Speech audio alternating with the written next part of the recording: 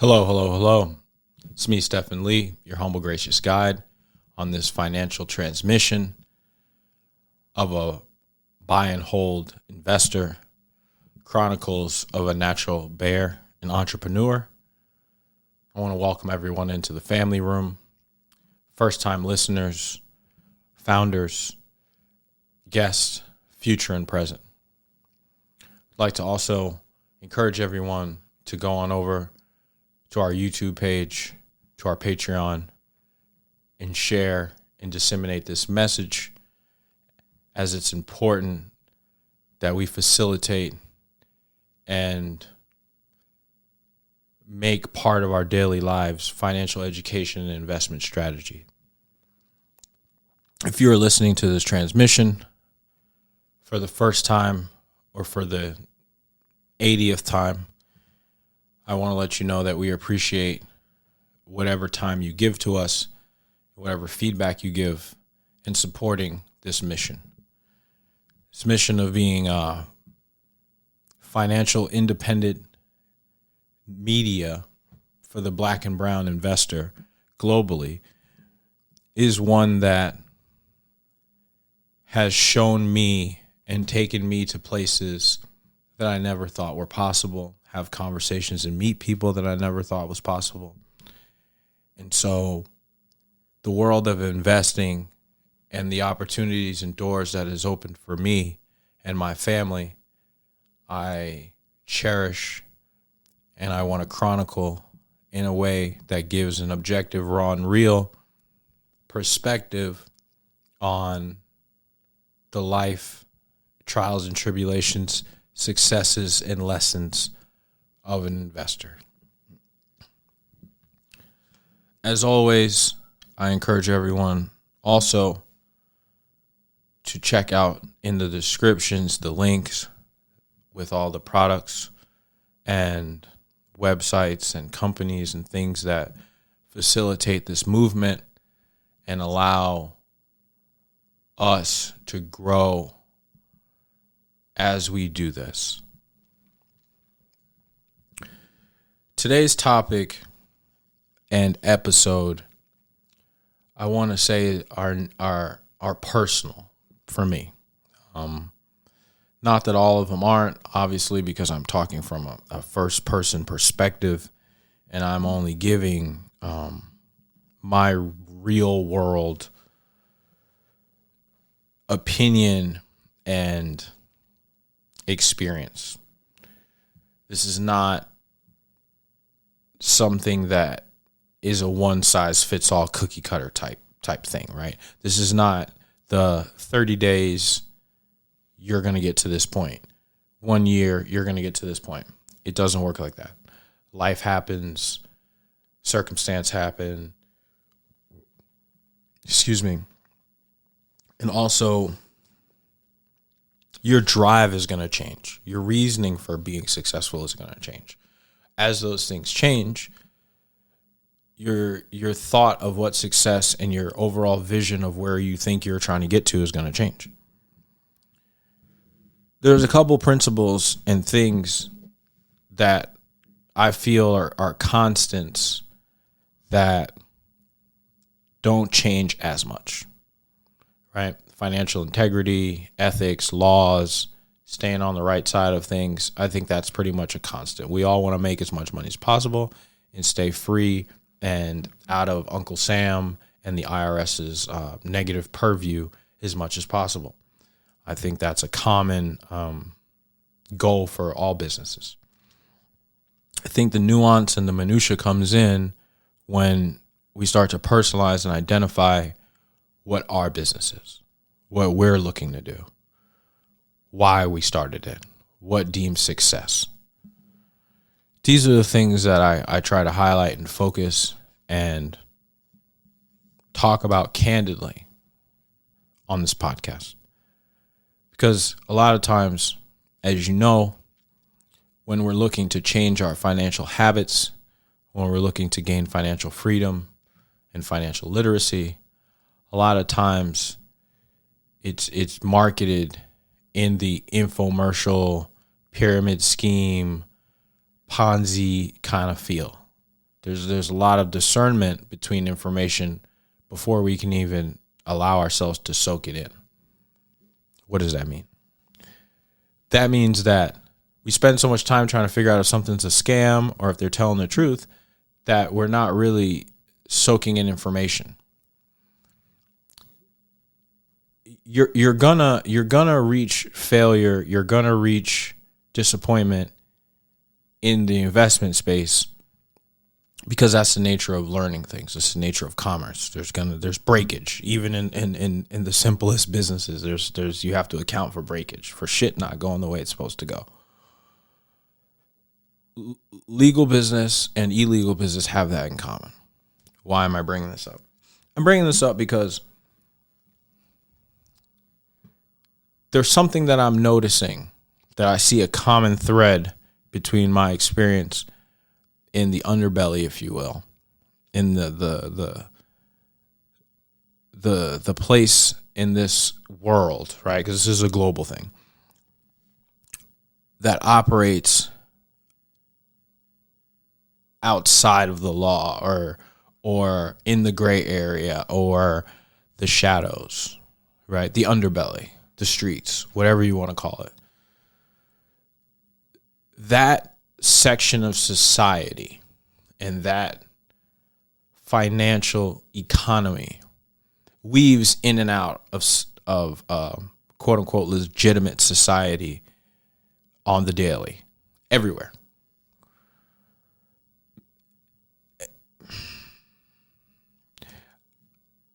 Trust me. That's all I'll say on that. I'm not going to give examples.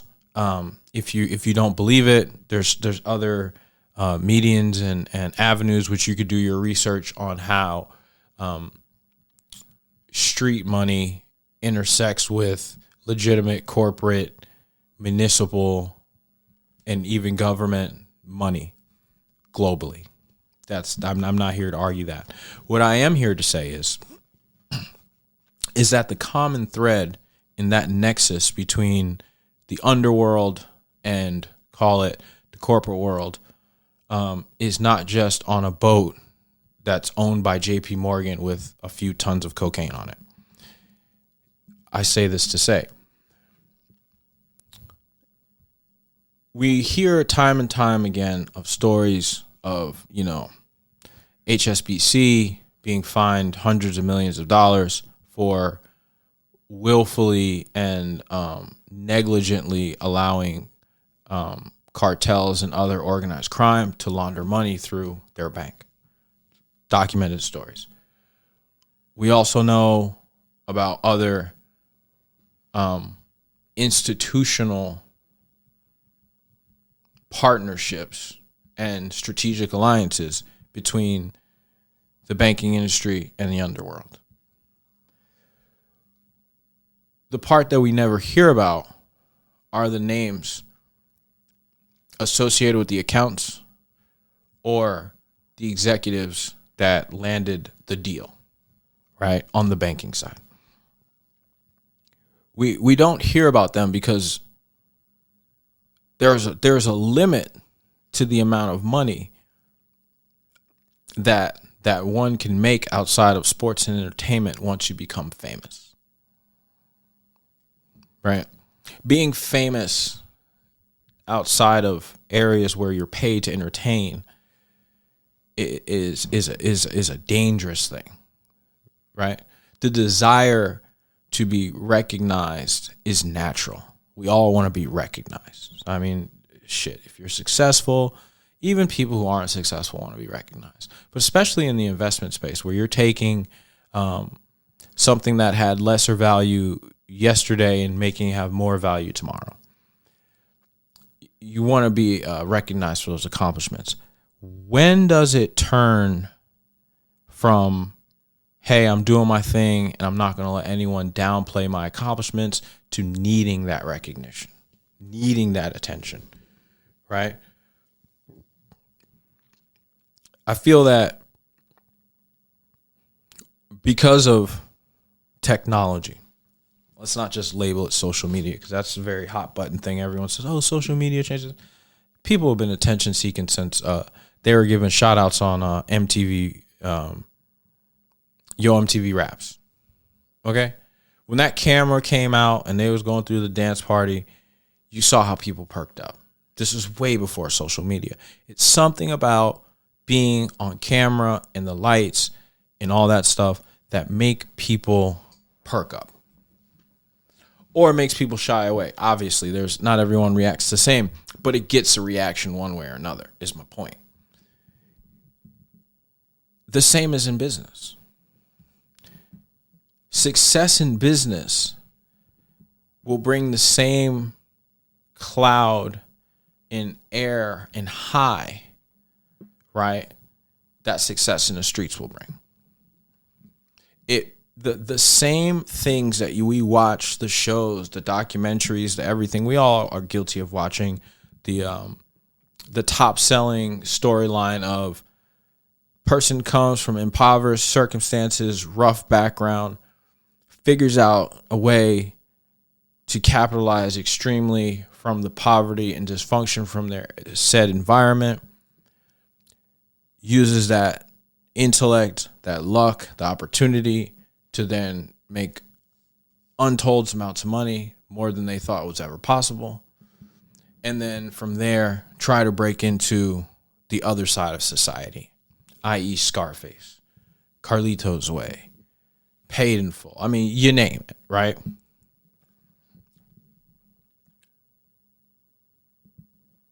The problem with those stories is that we're celebrating and looking at it from a theatrical perspective, right? The story's told, it's like you're a fly on the wall. Oh my God, we're watching this. This is so cool. I wish I could live some form of it. Guilty of it myself. Same thing with the music. The problem becomes is when you're out there living your life, you realize that that level of attention, that level of scrutiny that comes with this can be detrimental to your overall mission.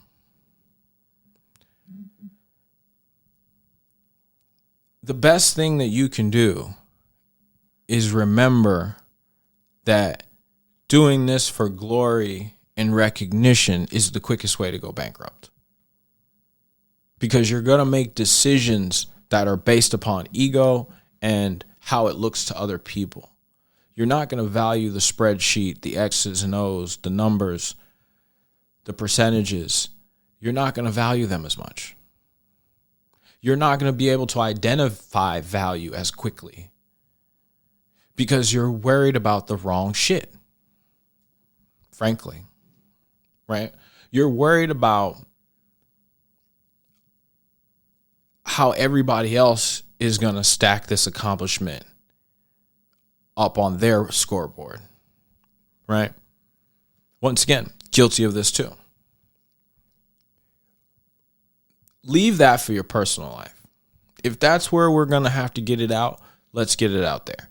Let's not bring that into the business. And that's what I daily, constantly am doing, is I'm trying to sharpen my discernment lens, right? Sharpen my discernment lens where I'm able to understand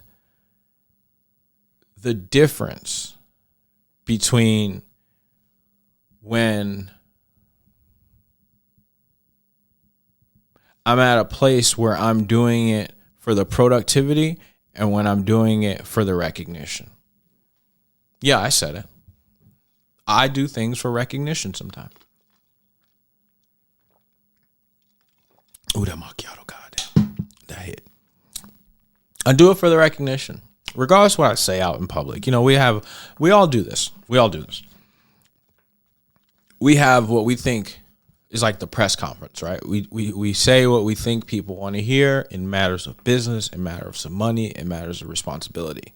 It's like, yeah, this is how I feel. This is what I'm going to do. You know, XYZ, I'm going to start this business. I'm going to da-da-da-da.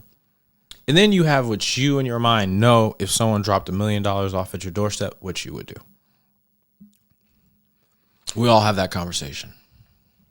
What you would do if you hit the lottery, whatever your version of that is. If yours includes the loudest, brightest car on your street, if yours includes any other ostentatious outward self-fulfilling ego stroke, if that's on your list, you're not ready for the investor lifestyle. You know, Dame Dash said something as I don't want to say crazy because that's dismissive. When people call me crazy, I don't like it either. As eccentric as Damon Dash is, and I don't think we can argue that the man's eccentric, I'm realizing that he is saying things that are not palatable because the way he's delivering them, but they do have some level of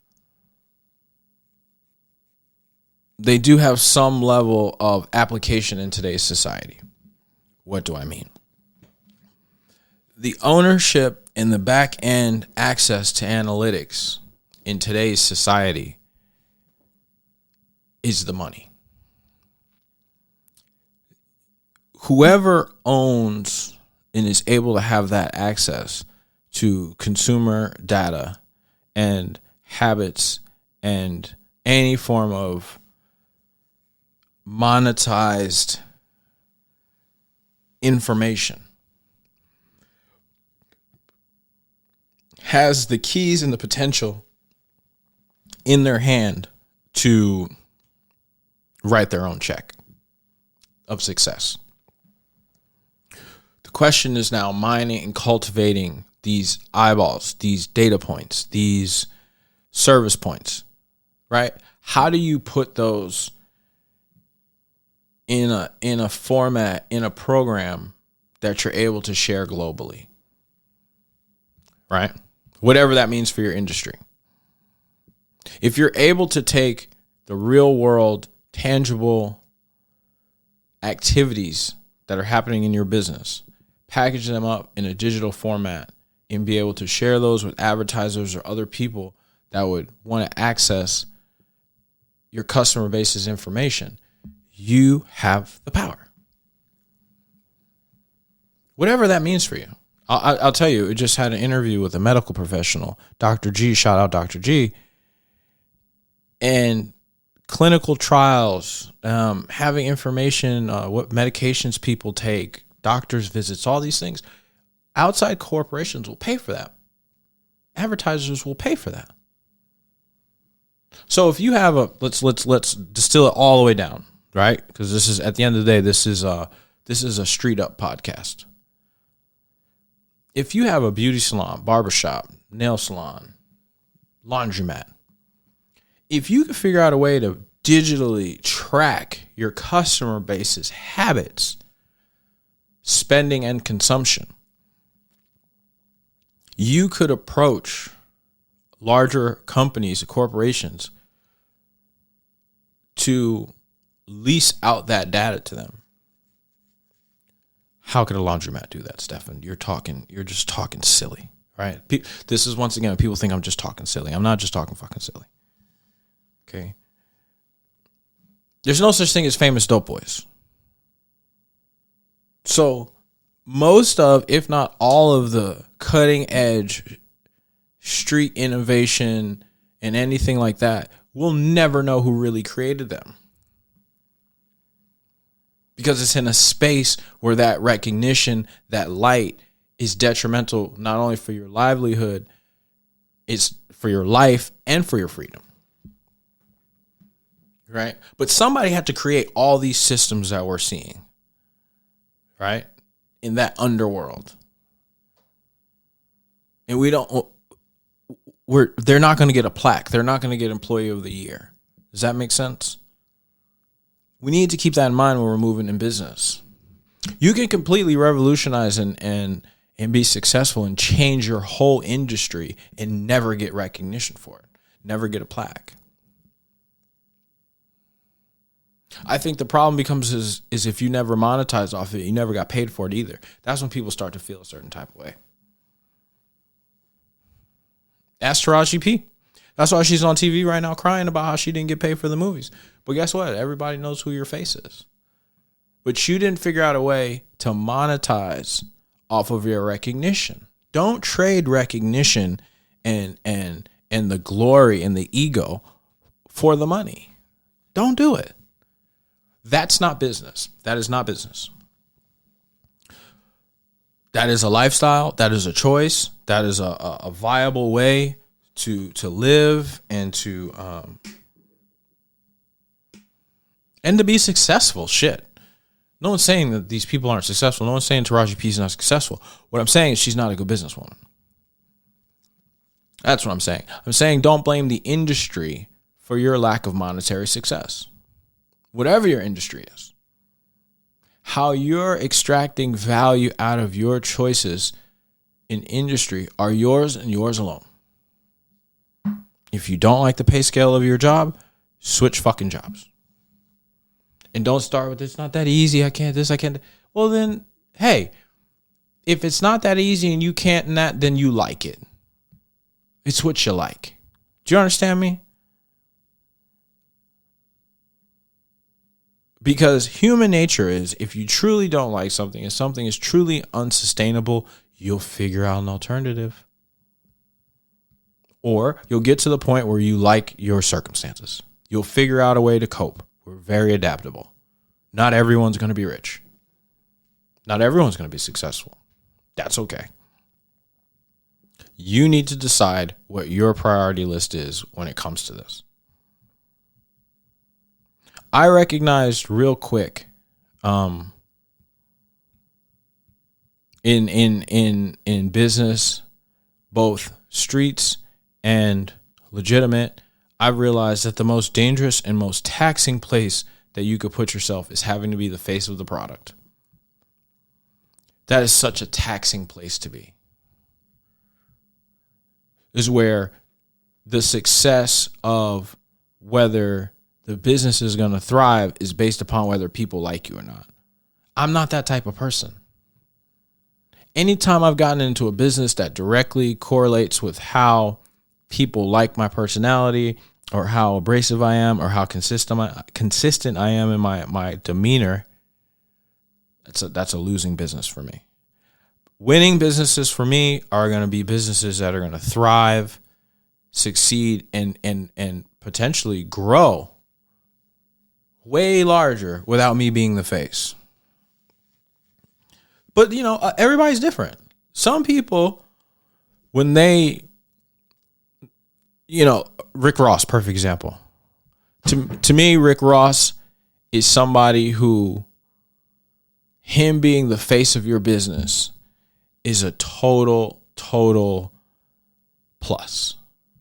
It is everything. That is why you're getting into business with him, because he is going to embody and embrace and totally make the brand his. And he's going to do it convincingly. Do you hear me? It doesn't matter what Rick Ross is selling. We 100% believe it, sign on to it, whether you like him or not. We believe that's him. There's something to be said about that ability. I just want to make sure that the people who have that ability are having the same ability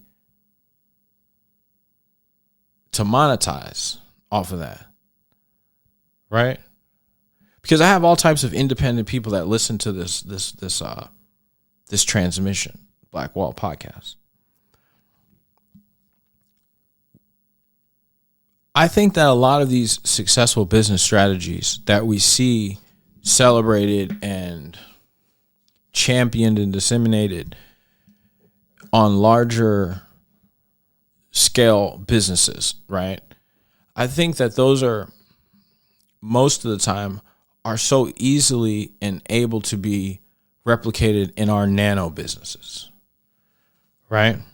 I think that searching for your customers' data, wanting to own their data, wanting to mine it and figure out how to package it and sell it or lease it to larger entities is something that most businesses can do in this current environment of 2024.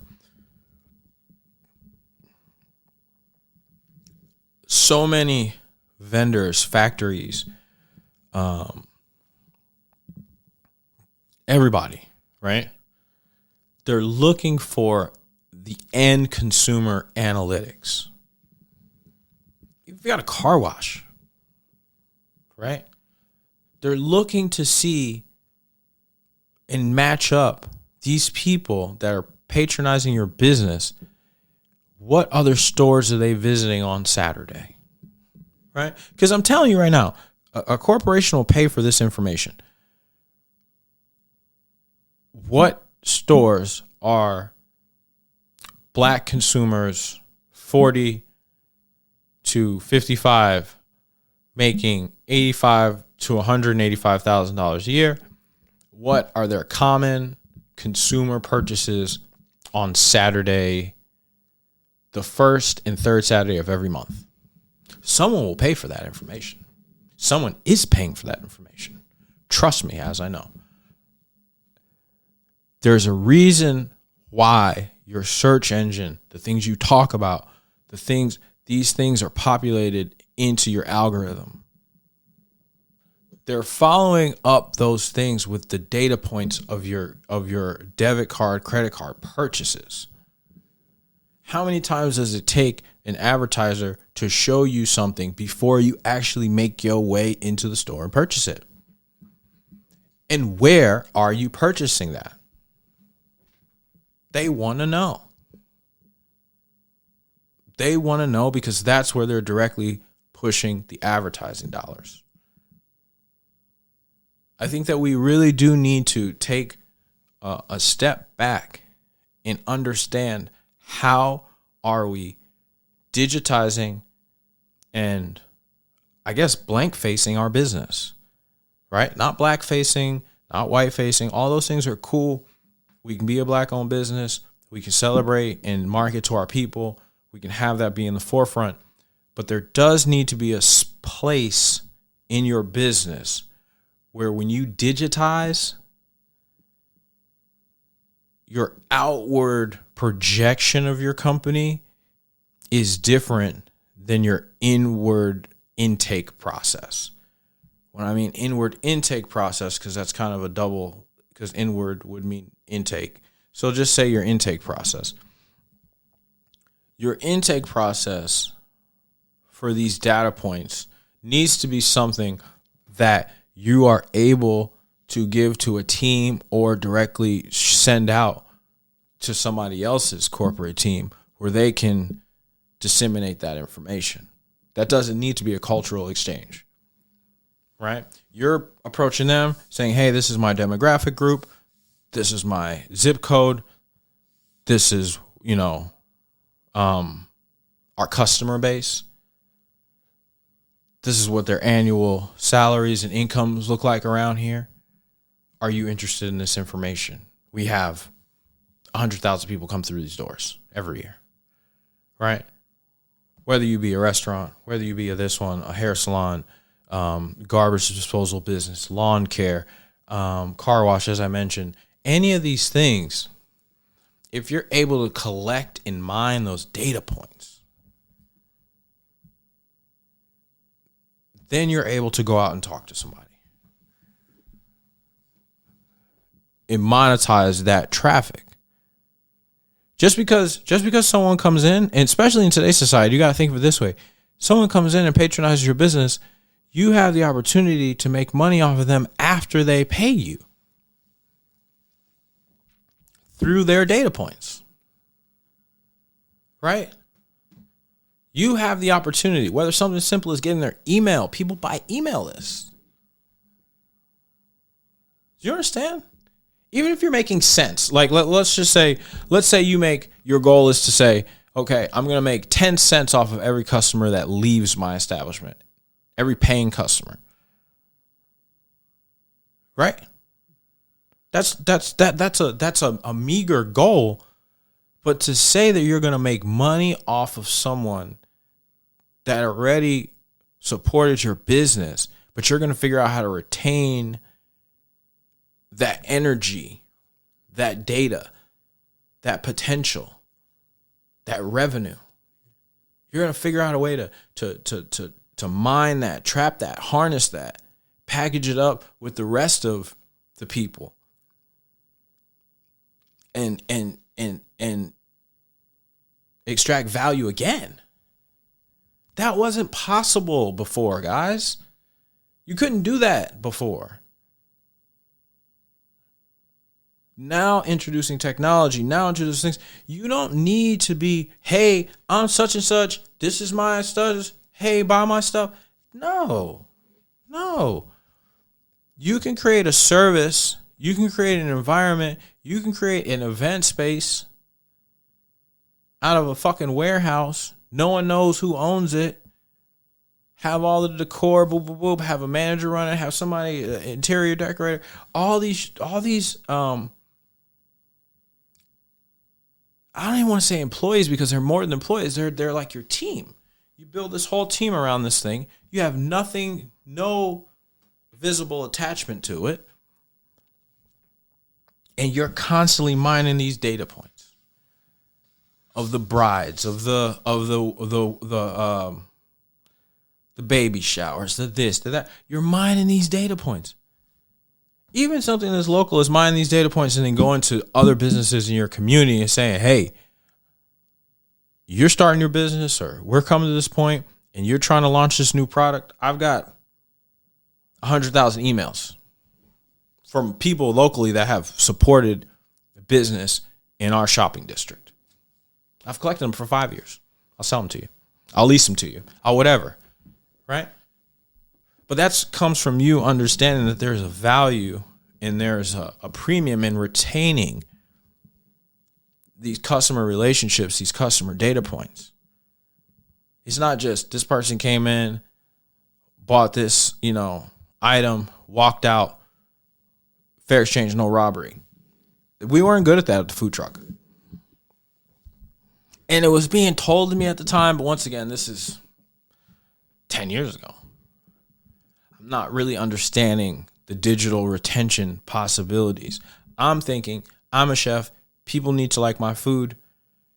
I'm looking for the glory. I'm looking for the recognition. I'm thinking that's what's going to make people like me, like my food. Truth be told, no one bought a grilled cheese on the toasted cheese truck for the fact that I had cooked for the Oscars. No one gave a flying fuck. No one cared about any of my cooking accolades or accomplishments when they were waiting in line for that grilled cheese. Could care less. They cared about the crispiness and saltiness of the fries way more than my culinary career. I had to learn that.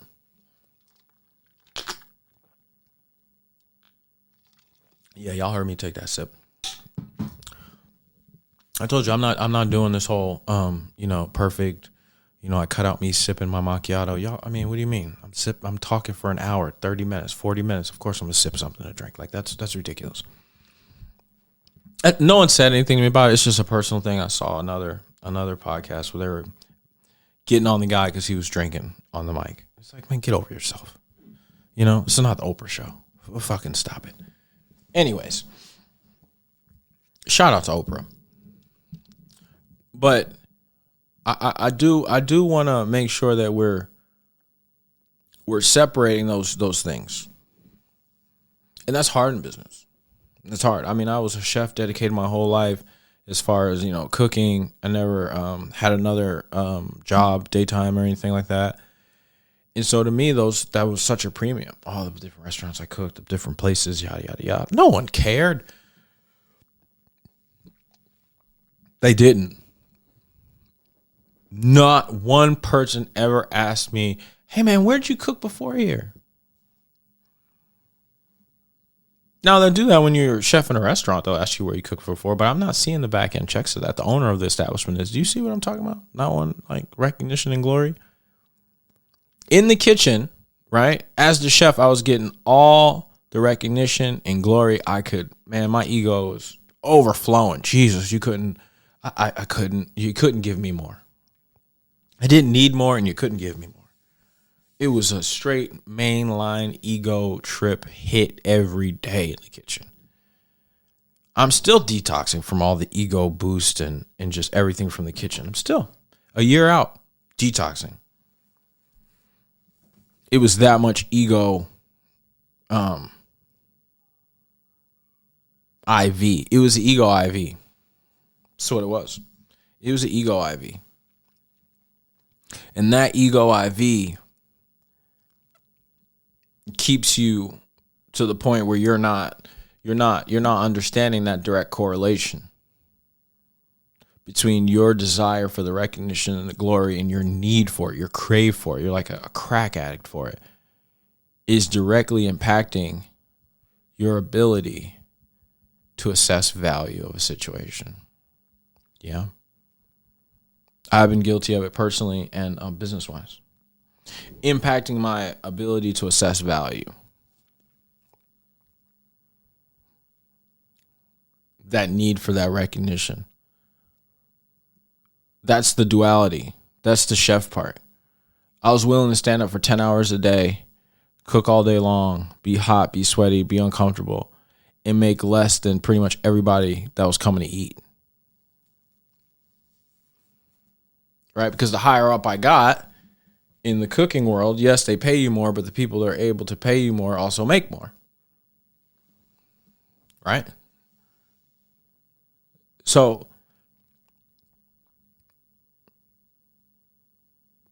you have to do outside things to stay on pace with them financially. They're never going to pay the chef, the cook, because that's how they look at you as a cook, right?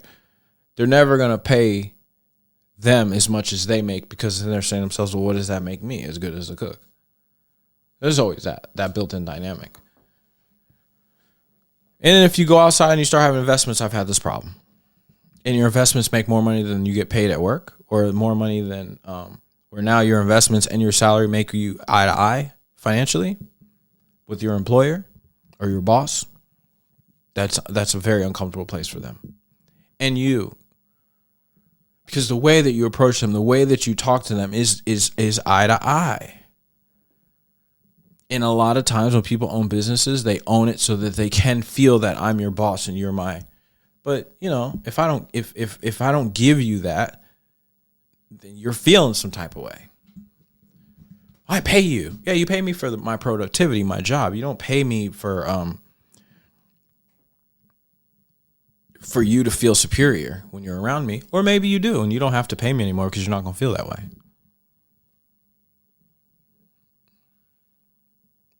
I respect people, but I don't have reverence of you because of your accolades or your money. I don't expect you to have reverence of me because of my tenacity and my perseverance and my talent. I think you should respect it, but reverence, no. No. Why? Because I'm detoxing from the ego IV. Yeah, I didn't always feel that way. I used to feel very entitled because of how talented I was. Oh, yeah. Oh, I used to feel so entitled. Entitled, spoiled fucking rotten. Even to this day, I'm spoiled. Enough is never enough, even when it's enough. That's something I have to continually tell myself in life. Because I'm constantly wanting more, constantly wanting more. I want the next one. I want the next one. I want more. I want the new one. I want the this. I want the that. I'm serious. It's insatiable need. It's not even an outward competition, right? And that's what I'm realizing. Even now that I'm reeling back, okay, I don't need the glory. I don't need the outward. I'll be silent partner. I'm getting good at that with venture capitalists, right? The private equity and the investing. You know, you're not going to be the star of somebody else's vision. But, hey, I want to make money with you. I want to invest in your idea. I think it's a great company. So you have to learn to play the background. You have to. In this situation, in this space that I've been in for this past year as a full-time investor, have to learn to play the background. In the moment. I'm not talking about after. I'm talking about in the moment.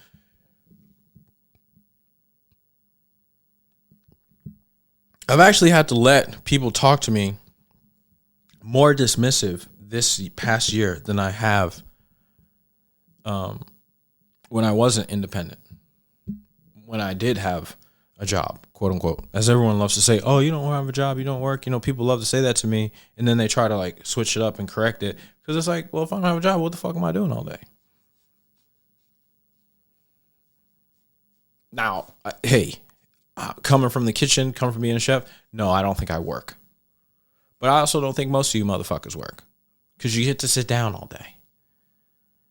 If you go somewhere and have a set time to start with a set time to leave, and you have weekends off and you sit down all day, I don't consider that work. I consider that a job. And I'm okay with that. I'm okay with that if you're okay with that. Because right now I have a job. I don't work. Work, let me explain something to you. Work, there's people out there that fucking work. The people that are making your goddamn Dunkin' or your Starbucks in the morning, they work. The people who watch your fucking kids every day, they work. Right? People who pick up our trash, answer the 911 calls, so on and so forth, cook our meals, yada, yada, yada, do our landscaping. Those people work. The people, everybody that you pay to do something that you don't want to do, don't want to take the time out to learn to do, but it's a necessity for all of us to do, those people work. The rest of us who've got these lofty jobs that are elective things, that if everybody's power shut off and internet shut off, we wouldn't have. Those are jobs, guys. Because if everyone's power went off, the first people we would be looking for are the electricians. They would be working to get our power on. Everybody else, your ass would not be going to work because you have a job. Right? But we'd have the plumbers out. We'd have the HVAC guys out. We'd have the service people out trying to figure this shit out. We'd have the people that work in the restaurants. Oh, best believe their bosses are calling them trying to figure out how do we save this food in the walk-in. You're going to figure out who works real quick. That term essential workers, remember that? It wasn't essential jobs. Essential workers. I digress.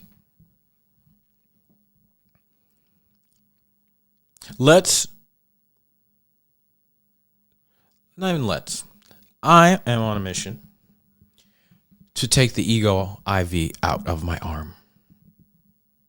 The detox has been tough. It's been real, but I'm dedicated to it. Part of this podcast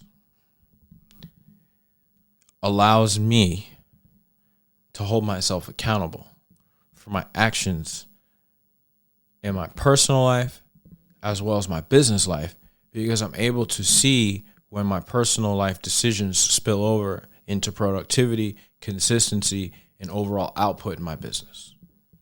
Because I'm having this chronicle, I'm having this weekly conversation, right? I'm putting it out there, I'm putting it down.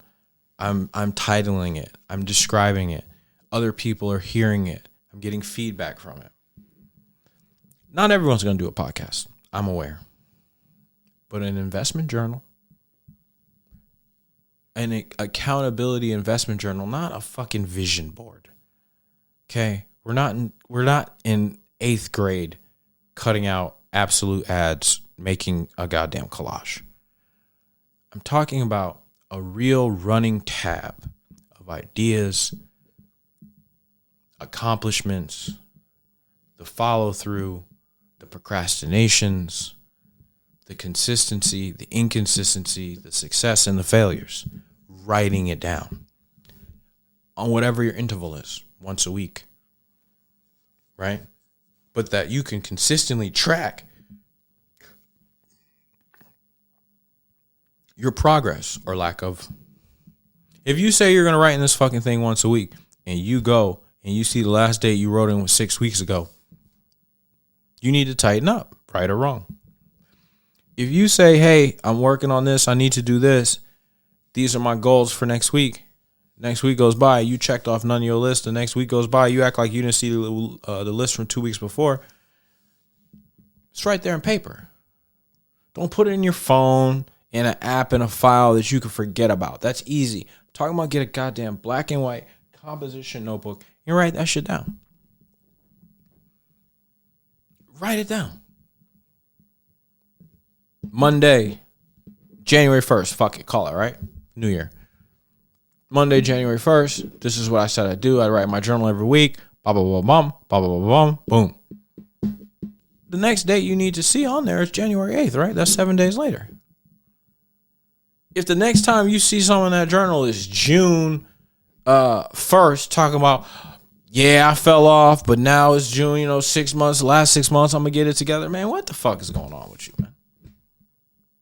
You said once a week, 6 months done passed, you talking about, life in, and you making excuses to yourself in the goddamn financial accountability journal. No. We should have heard them goddamn excuses build up every week for the past 6 months. We should have heard about how you making excuses every week. Hey, I'm just touching base in my journal. I ain't done shit. Because I wanted to go on that cruise. I ain't done shit. I had to get my nails done. I ain't done shit. Man, I seen this bad chick at the motherfucking whoop-de-whoop. I had to get her. Went out for that lunch. Went out for that dinner. That shit was $400. Set me back. But I got it. I got to hit. Write that shit down. Write it down. So you can see where your priorities are in money. You ain't got to tell nobody else. Just see it. Hey, my priorities went to looking good, smelling good, and get my dick wet. Hey, I'm not going to say I haven't had years like that. But don't lie to me and you and everybody else about it. Don't say life was life and no, that sundress was hitting. That's what it was. That's what threw you off this past month.